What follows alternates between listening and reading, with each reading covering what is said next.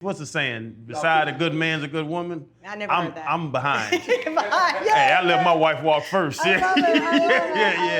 Yeah. Well, most men marry up for sure. Like You think so? We are all products of that. Yeah, I think so. for I sure, think so. yeah. My dad definitely married up. Yeah. Well, my mom was my dad's third wife, and he was 25 years older than her, and he was our landlord. And I used to tell Got him my all youngster. stop it. No, I used to say to him, I said, Dad, on paper, you're a terrible guy. Like, could you think about it? 3 times married, and he's married the lady who was renting from him who had a kid. But the day my dad closed his eyes, and he passed away when I first moved here, I saw pure love. And he was an example to me of never believing someone's a throwaway, and you're not your last decision. And he happened to have been married to 2 other people, but it took those mistakes, you might call them, to get to my mom. And they had this beautiful love story. So I always tell people when they judge people for their mistakes and bad decisions, be very careful, because my mom would have missed out on her greatest love. And the dad that I was meant to have, he wasn't my biological dad. He was the dad that I was meant to have. Hold up, limitless, niggas to me, got pin in it. I fought the head to witness it. Got my people feeling militant. Way I'm feeling got me up. On the mission got me up. Knowing me, I got the key. Only vision I can trust. Limitless, niggas to me, got pin in it. I fought the head to witness it. Got my people feeling militant. Way I'm feeling got me up. On the mission got me up. Welcome to The Pivot. We're so you. excited to have you. I mean, it's an honor for us, absolutely. Freddie Flowers, like I can call you by your nicknames today. You just Chan. And I'm RC. For all our subscribers, we thank you. We appreciate you for everything. Continue to hit the like button. Like Freddie T always says, anybody can podcast, but not everybody can pivot. And that's what we do. We do a show. And I'm excited because I'm from the South. Yeah. Right? I was born and raised in New Orleans. Right? I know. It's my second home. I know. And I also know, you're from the South. Yeah. But growing up and having opportunities to cut on the TV, you didn't necessarily get to see a lot of Tamron Halls locally. Yeah. So what gave you the vision, or what even made you think that becoming who you are now was possible? Well, it was the second most important man in my life, which was my stepfather. I remember I was in Dallas, Fort Worth, and I was getting C's and D's and F's. And I was going through this stage in my life, and I was always in like these gifted and talented programs and these magnet programs, always that, but I was a rebel, to say the least. And my dad looked at the TV and he said, if you get your grades up, you could be her. And I look at the TV and there's this woman, this black woman with this beautiful hair, because that's the first thing I remember seeing about her. And she had this very rich and thick and just powerful voice. And her name was Lola Johnson, and she was the first black woman to ever anchor the news in Texas. And at that moment, I saw her, and I did see what I could be, And I know it sounds cliche. They say if you see it, you believe it, and for me, that was true. And then years later, once I was on local news, you'll love this, because I ended up, there was Drew Pearson, who was the love of my life as a kid. I actually had his picture on my wall. That's how old I am. And I ran over to her to thank her, and she'd seen and heard of me, but then I said, you're the woman that I'm always talking about in this story. So I saw it, and it definitely set the course. I didn't know how much pain, though, that would also include talking about the pivot, because what I now know she must have experienced based on what I've experienced, I'm surprised she was even able to make it to that point. What is some of that pain? I was going to ask, like that you have a goal, but then the journey has to happen. Like, what were some of them painful points? Well, I mean, there's so many, but one in particular, I remember being in local news in Dallas, Fort Worth, and I'd gotten my big gig, the first reporting job. And for reporting, I was making $45,000. That was a big deal, because I was just out of college. And I was assigned the gang unit. And I'm thinking, okay, I'm a reporter, and I get it, we cover all kinds of things. I'm not a weather person, I'm not a meteorologist, but I cover the tornadoes in Texas. But I was on the gang unit, and something told me, like, they think I'm Black and I know gang culture. So and as I started to investigate and ask questions, sure enough, someone was like, well, And I said, no, I don't know. I actually grew up on a farm. You know more about, I know gang because I watched the movie Colors. Right. That's all I know. Right. I don't know anybody. I don't know any signs. I know nothing. But instantly, I had to be from what they call the hood, because I don't even like that term. I know that we, again, use it as a term of endearment. I've been in newsrooms and I know how it's used when we're not in the room. I'm from the hood, I'm a certain type, and then suddenly it became she's difficult, she's too loud, she's too. And so those were the most painful things early on that I didn't know how to respond to, because the minute you know someone thinks you're angry, what do? You shrink down. And I started to see myself shrinking down, and it started to affect my career. My first job, I was like the A1 reporter. And before I knew it, I was the 4 a.m. reporter. Wow. And I started to watch me become the person that they thought they could target and demote. You know, you talk about being the person they can target and demote. The one thing about this show is we can be real. You're two minorities, right? Being a woman is already going to make it more difficult for you. But being a Black woman and being the most marginalized. It's the loneliest place in a newsroom, because you do look toward your white female colleagues for support. And so many times they were the facilitators. So a white male news director would say, well, put her on the gang unit. And then the assistant news director, who was a white female, because a lot of white females started to move up in the executive ranks. So you're thinking, okay, great, I have someone who will understand this journey. But then they would come to you. And there's one that comes to mind in particular who had a lot of power, but didn't use it to support me and other women of color. And I wasn't the only woman of color. I was the only Black woman, but we're in Texas, so we had one of my colleagues was an Asian American woman and a Latin American woman. And I felt that, and I still feel, that she was more preoccupied with getting in the C-suite than helping the female allies who were not white women. And it didn't, you know, when I look back at it now, I wonder, did it make me bitter at the time? I don't think so. I think it made my pivot so much more focused. I'm a person that, you know, I tell people all the time, if I keep looking at the roadblocks, I can't see the road. And I believe that. And I think at that time, I saw her as a roadblock, but she was going to be one that I was going to roll over. And I don't say this to be petty or mean. She's not in the business anymore. And she has to watch me and wonder what maybe we could have built together had we been an ally. How many shows and how many things could we have done together? But I don't think she saw me as an ally, because I'm a Black woman. It's so funny. You start to, you know, when they was like, "Hey, Tamron Hall is going to be on the show," I was like, "Okay, I got to do my research." You know, you can't get on an interview with a world-class interviewer and not have nothing. But I had an opportunity to talk to Elle Duncan about you, you know, because I did want to talk to, you know, the other Black women I knew in the business. And she's like, you know, she said one thing about Tamron is she's very intentional about paving the way, very intentional about giving back. Are some of the situations you dealt with, are those the things that have made you be very poignant about helping others that come behind you? Yeah, you know, and I talk with Elle a lot about this. And for example, when I became the first Black woman to anchor the Today Show in the 62 years of this show, you know, at the time, you know, it was a situation where I wasn't embarrassed, because I didn't want that to be my calling card. I didn't want, like I was talking to Mickey Guy the other day. She's a brilliant performer. We are so proud to be the first Black women to do these things, but you don't want that to allow people to say that's all you have to offer. Okay.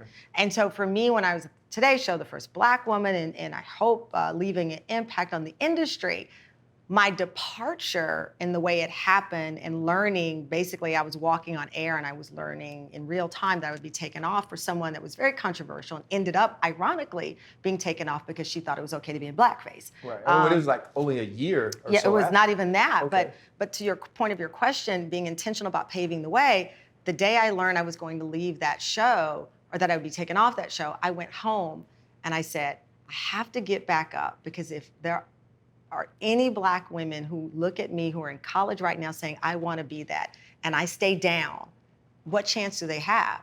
And so I was so intentional in my pivot there, because I said, I can't let them see me fail. I cannot.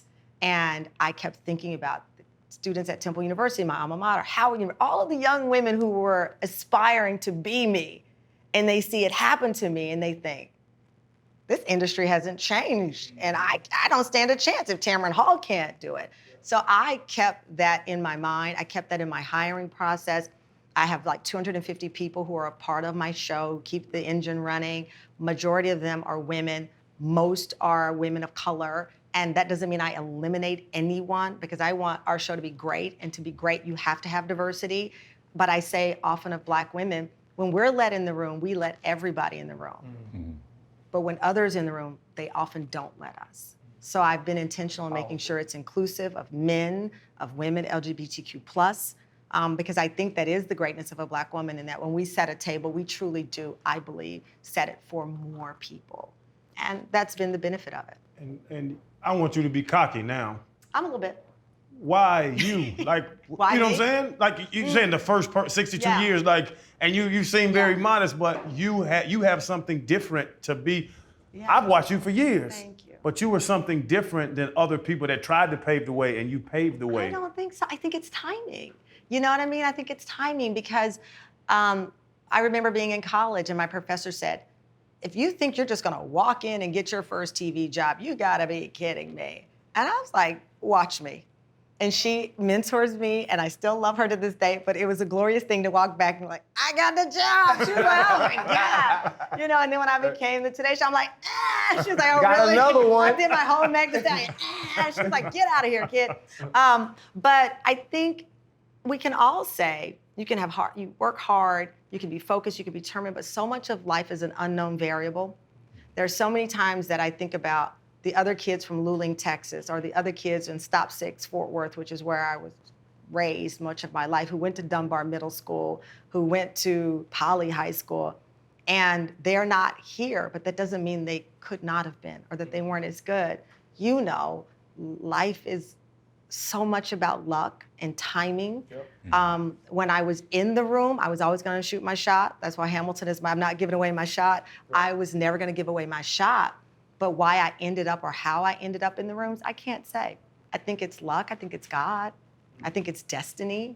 I do believe this was my destiny, but the wheels were put on the car by my mom, by my grandfather, who had a second grade education, who couldn't read, but I make my living, I pay my bills with words. So I'm cocky about my day-to-day. I know I am good at what I do. You're very intentional. Mm-hmm. You know, you don't allow those doors to stay closed for long. And now you have a daytime Emmy winning. Two. 2020 and 2022. You feel me? And she was the first again. So another first. That intent, you know what I'm saying? So it's hard for me to really agree with you when you say it's luck. I love that you say that, but think about right now, there are children around us.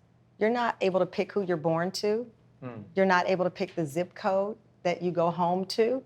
My son right now goes to a private school, right?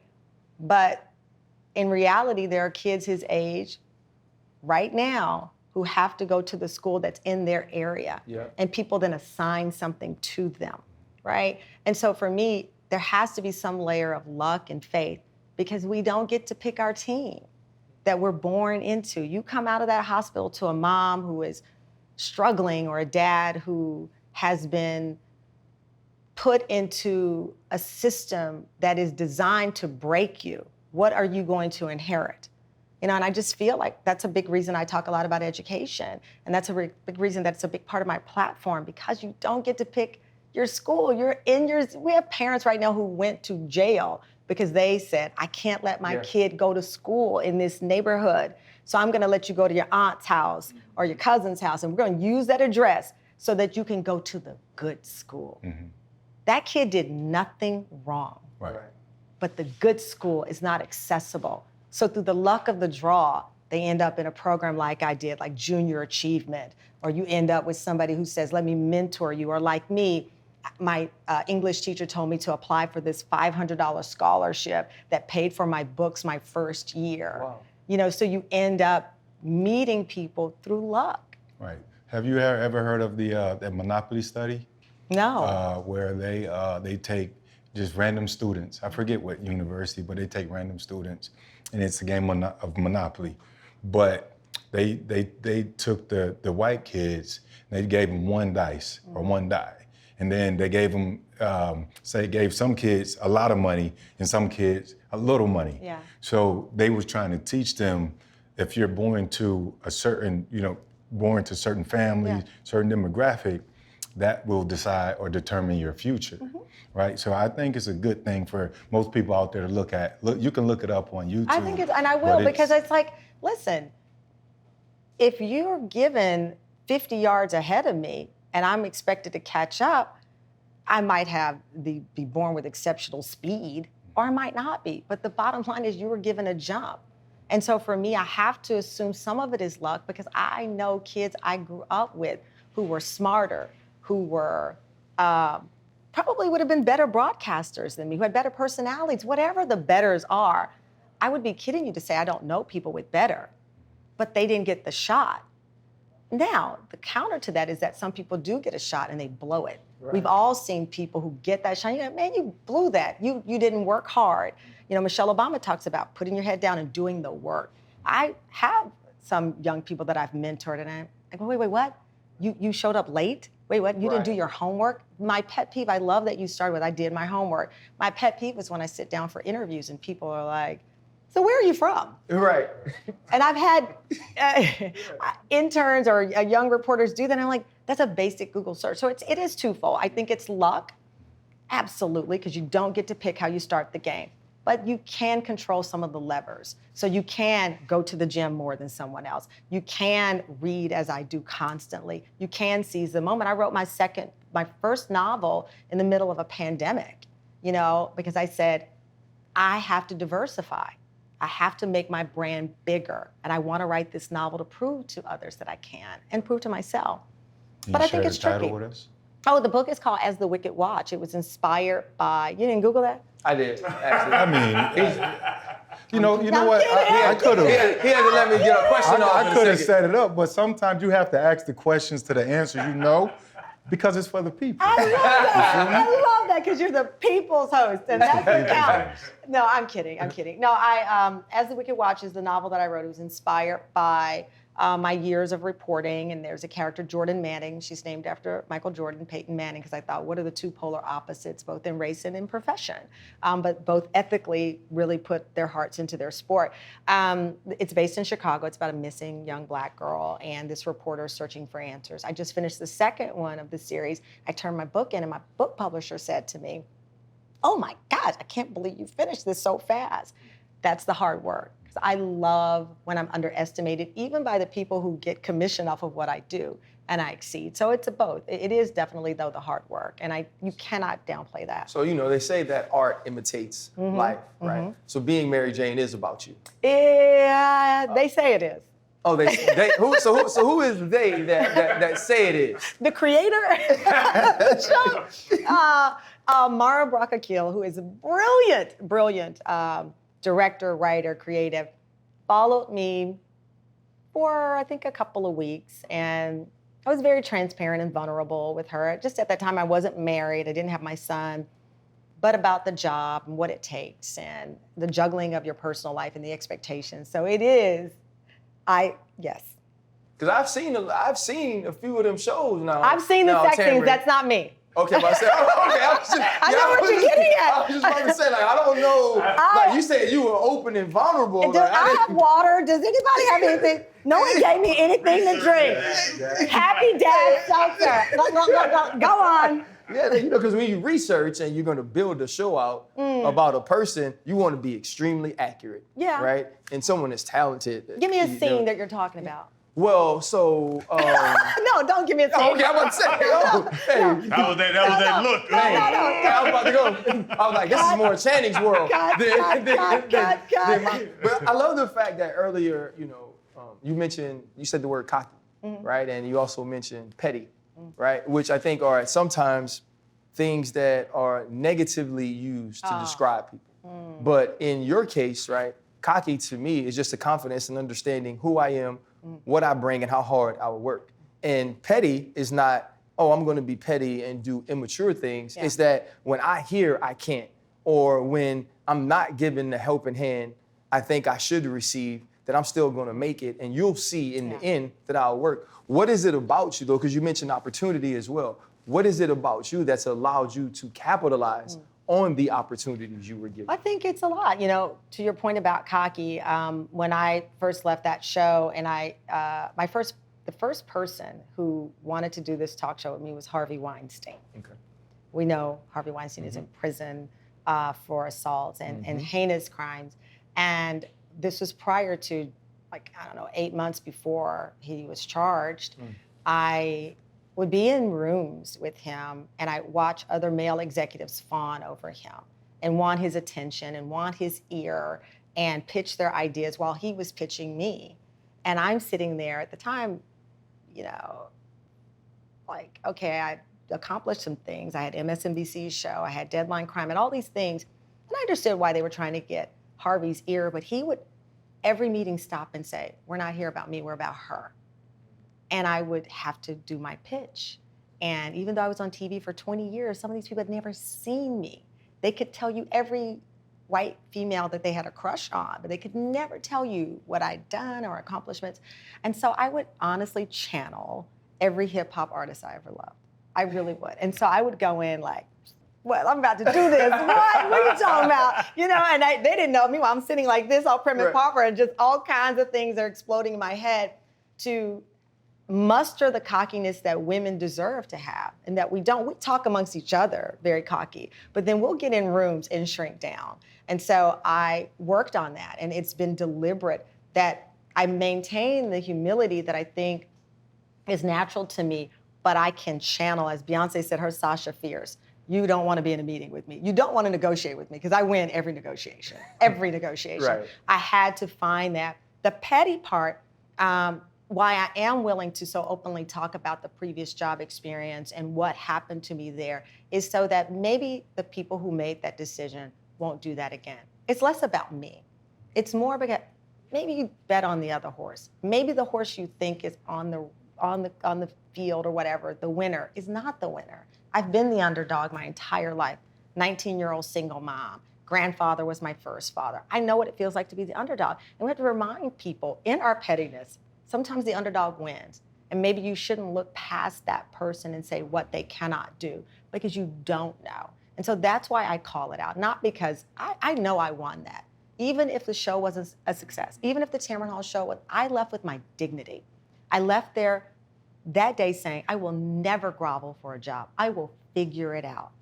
And so for me, I bring it up in hopes that another news director, another general manager, another person in the executive suite, they don't fall for what someone says is the star. They look for the person who is the star, not the anointing of someone. I wanted to ask you about Weinstein.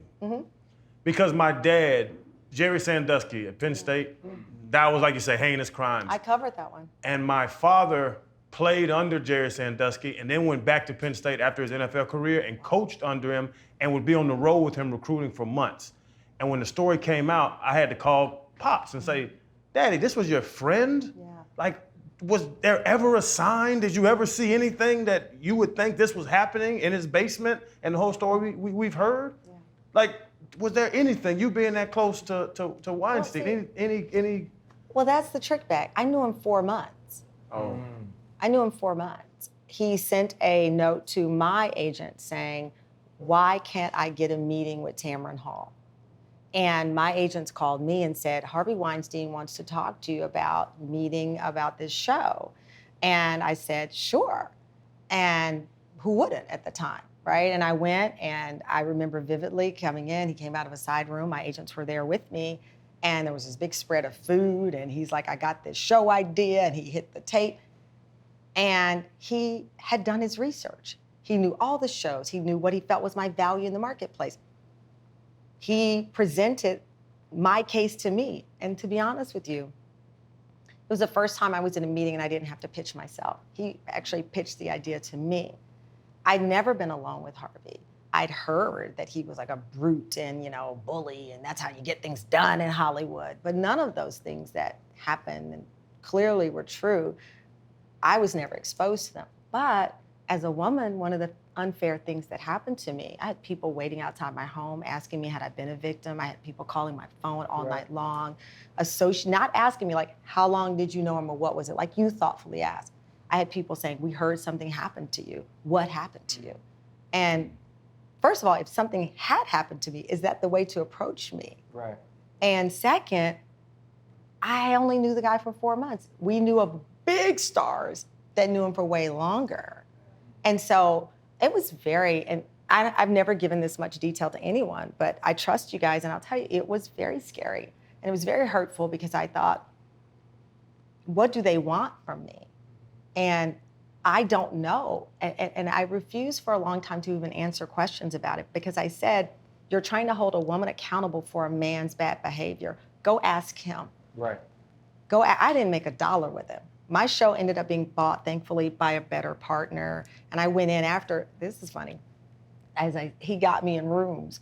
And then he went to jail, and then I went back to those rooms saying, you got to meet with me now. You met with me with him. Right. I mean, what are you saying? That's the only way I can get in the rooms. I kind of guilted some meetings. I'm like, you met with him then. Right. So I got back in rooms, luck, but being prepared and being a little cocky and calling people out. So I got back in rooms, and I repitched the show on my own. But it was very traumatic. To have people want me to answer for someone that I didn't even know. With an experience like that, and then what happened afterwards with people questioning you, did you ever question yourself or blame yourself and say to yourself, how could I not know these things about someone I've met? Because I'm not a clairvoyant or a psychic. Yeah. None of us know it. Mm-hmm. Listen, 1 in 4 women are the victims of domestic violence and assault. Most women, my sister included, who was murdered in her home by allegedly someone in her life. Most times, women are the victims of crimes. They know the perpetrator. It's many times a guy in their own home. So to say you would know something about someone, let alone a guy who I might have had 5 meetings total, 6 meetings total, and none of them alone. It would be impossible. I wish I had the power to walk through the streets of New York and say, put him behind bars, put him behind bars. Don't ever let him around your child. Don't ever let her. None of us have that ability. Right. How many times have we seen a headline and we know people and you say, oh my God, him? Right. Her? It's impossible. So I feel absolutely no guilt. I felt, and I've let it go, heartbreak that people would want me to answer for someone, even if I did know him. He did the crime. Make him answer. So it's, I have had many Tamron Hall conversations before you were ever going to come on the show. You talk to the TV? No, I said conversations about Tamron Hall. How about that? I've never had one that didn't start this way. The pretty black lady. Like you get that all the time. And you obviously know that you're a very attractive woman, when you are in these certain rooms or when you felt like you had to pitch yourself, is that something you use to your advantage, or are you always trying to stiff arm that and say, I'm so much more than just a pretty black lady? It's a great question.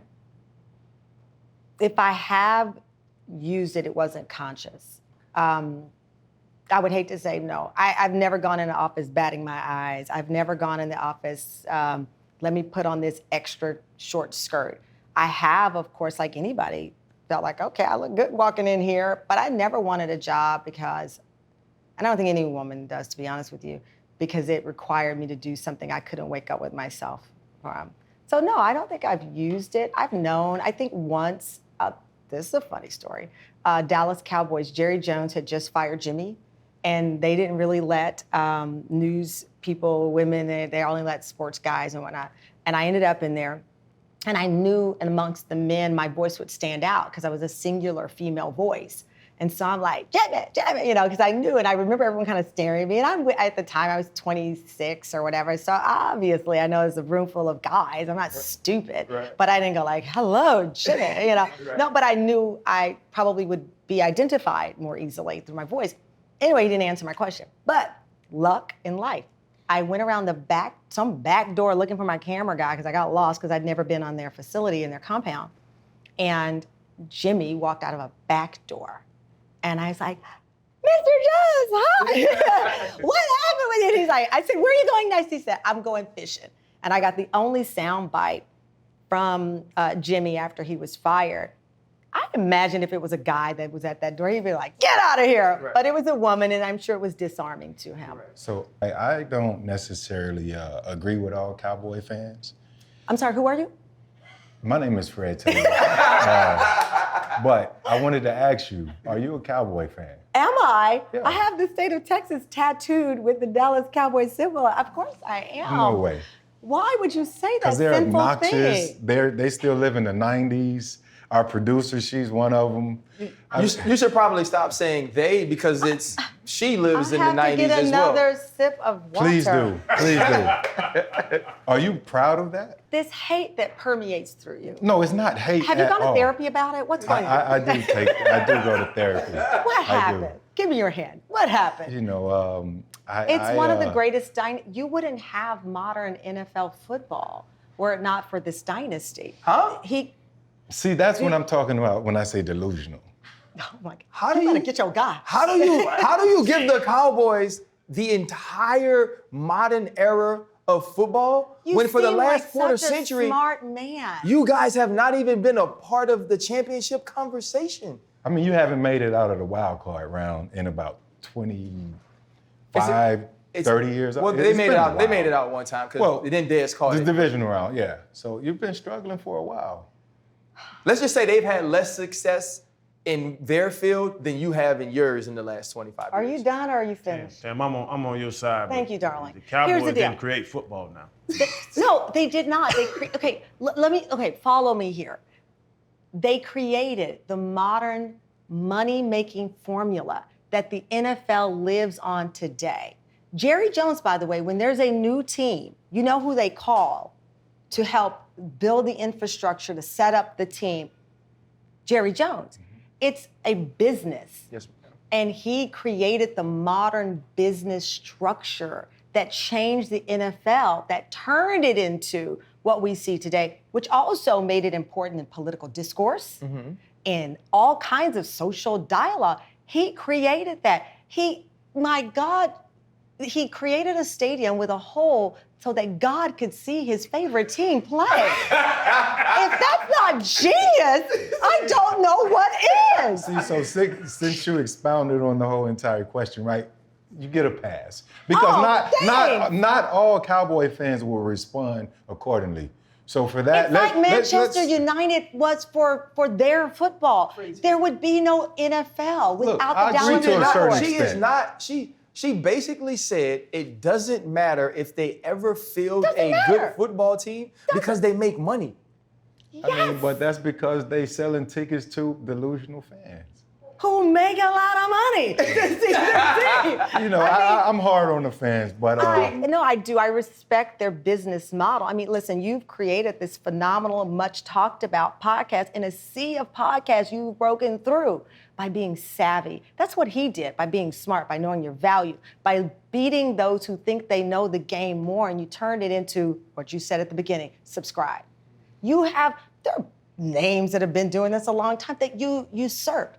You swept up those people because you were a smart businessman. You knew, as anybody else, come in and talk to 3 black men, they're gonna be, you changed the whole game with the podcast and how you present yourself. That's what he did. He presented the NFL and the players in a different way. Tom Landry with the hat, everything. It's what you see, it's what you hear, and it's what you want to be a part of. And that's what you guys have done. Hey, it's time to acknowledge DraftKings. We got to make sure the people know that for everybody who is a new user, you put up $5 on any football bet and you win, we're giving you $200 in free bets. And there's all kind of different stuff going on, but I'm not going to monopolize the ad, Chan. You give them a little bit. I gotta say, you gotta download that DraftKings Sportsbook app. It's simple. They've been around for a while now. They've been around for years. Your money's safe. You can win, withdraw your money whenever you want to. They got your back. And if you're good at it like you say you are, go get paid. Channing, I got something better for you. If they're not in your state, you can do DraftKings Fantasy. But if they are in your city, in the sports book, you can do same game parlays. That's how I make my money. Listen, making money is good, but also it's about the fun and the competition. So get out all of your devices and download DraftKings Sportsbook app. They're an official betting partner of the NFL, and they are trying to give you money. And as long as you're a little smarter than Chan and you don't have insufficient funds, you can win.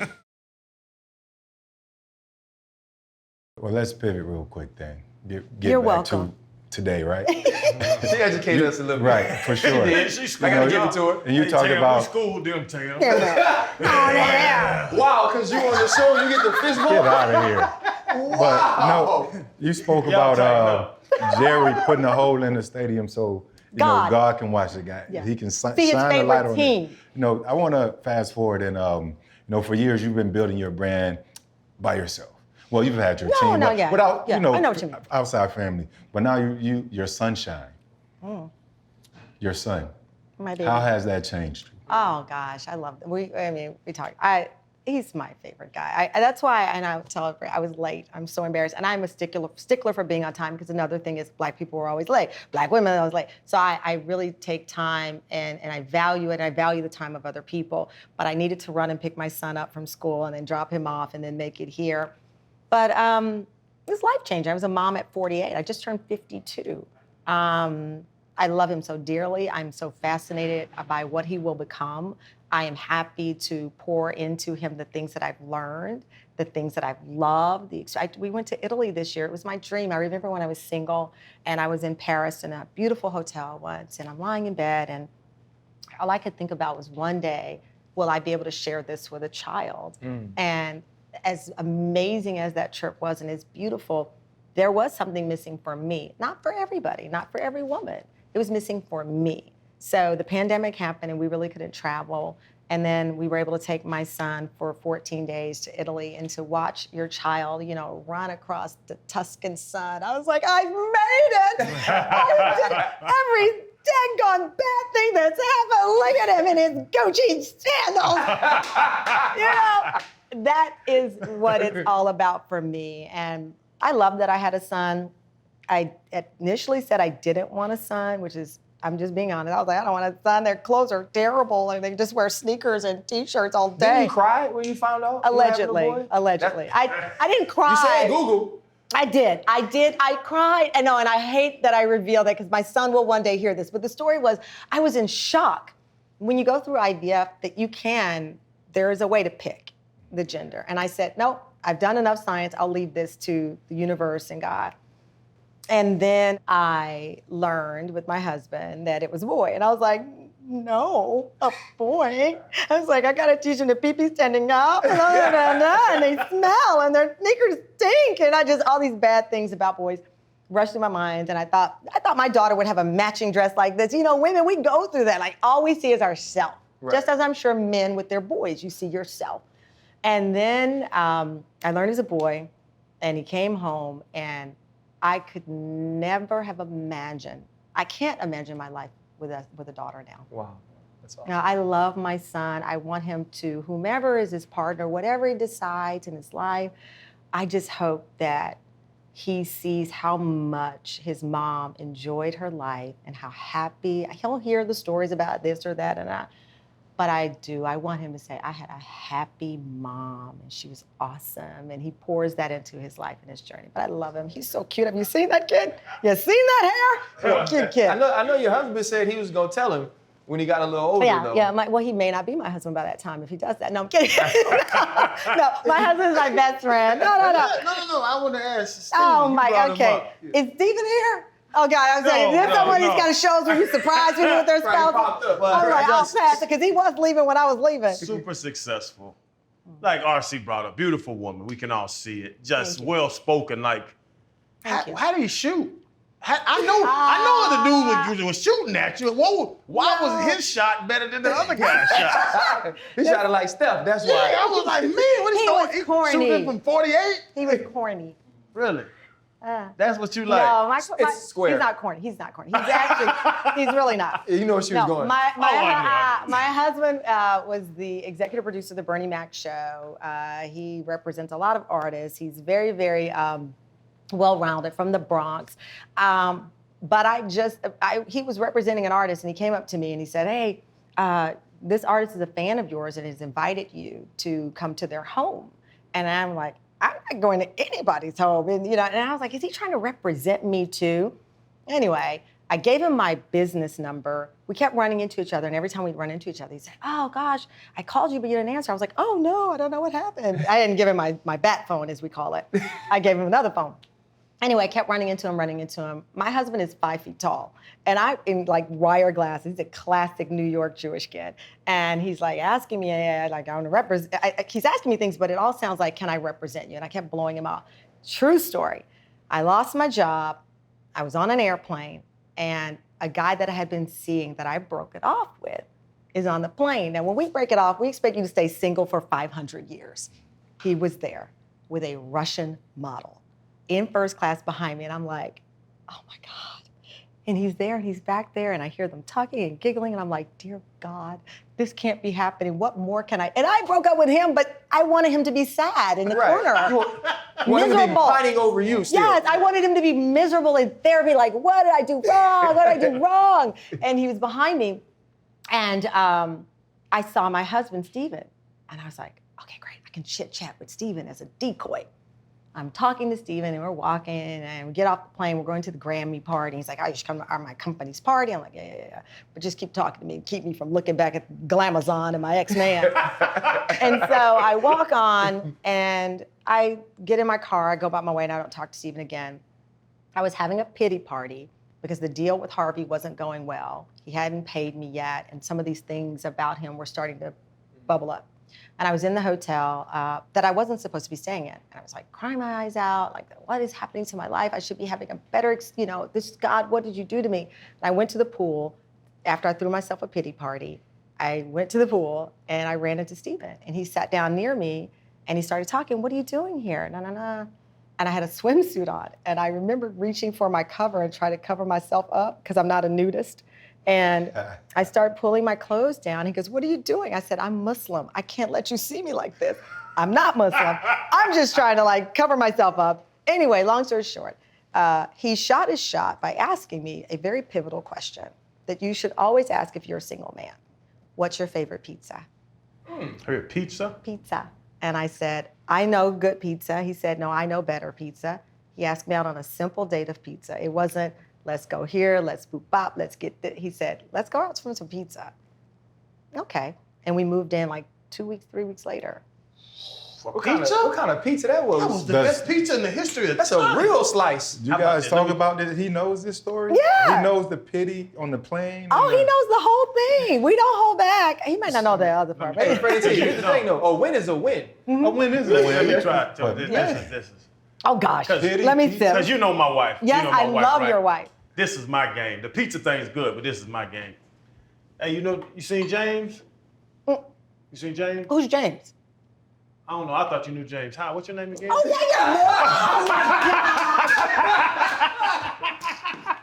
That's pretty good. Oh, well, okay, you got her. You see, 'cause you now- want a beautiful woman, so I'll give you that. And you she's know what I'm smart, saying? and it's simple. People always think it's I've been fortunate enough to date just about everybody I wanted to date. And I've had wonderful dating. I always tell people, there was nothing wrong with them, nothing wrong with me. Sometimes it's timing. Mm-hmm. And so most of the relationships in my past, I'm still friends with. 95% of my exes, I'm still friends with. They said, my husband hates it. He's like, why is he calling you for advice? You guys are together. I'm like, why not? So it's a big battle we have over my exes calling to check in. And I know the ones that are checking in. Yeah. No, but I know the difference. But once a man knows that you done bumped uglies with another man, he done want. Ugly. That's what I call action. That's You actually know- the nicest you've ever said it. You It really is. respect Tam. Listen, Thank you. I love you. Listen, Tam, I love Tam. I love wish you. I was on the show. I love you. He's love him. amazing. You wait till you see the episode. It's gonna. But it's yeah, I'll let you, I'm on Steven's side. I don't want you around dudes you done bumped uglies with before. But that's implying that I can't handle myself, and I can handle myself. I mean, my ex, I have one that recently called me, and he's like, because I dyed my hair, I changed my hair blonde. I wore this wig for it, and he was like, you look hot in the blonde hair. I knew that wasn't appropriate. I could tell that, it's like, but I had another recently call, and he's like, hey, if you're around, let's grab coffee, something. I won't go for coffee. And they ask, but I will talk on the phone. And one of them is very funny, and we have this kind of banter over sports. He hates the Cowboys, so he'll call me about sports or whatever. But I won't go out for coffee. I won't go out for drinks. I don't really want to talk about the past, right? We don't want to relitigate them. So I have boundaries. But my husband thinks it's all off limits. So I just, it's a sore subject with him. It is. And he goes, well, what if I talk to Mike? I'm like, okay, as long as you're not meeting up at the Chateau Marmont in the lobby, I don't care. But I think it's fine, and I'm happy, and I think it's a good sign that most of my exes, not all, but most, think that I'm a good person, and I'm somebody they want to know and still know. I think that's a good thing. So, we often ask on this show, what was your biggest pivot? And it seems like you've had so much happen in your life that's led you to this point. And I think it's huge to me that the name of your show is your actual name.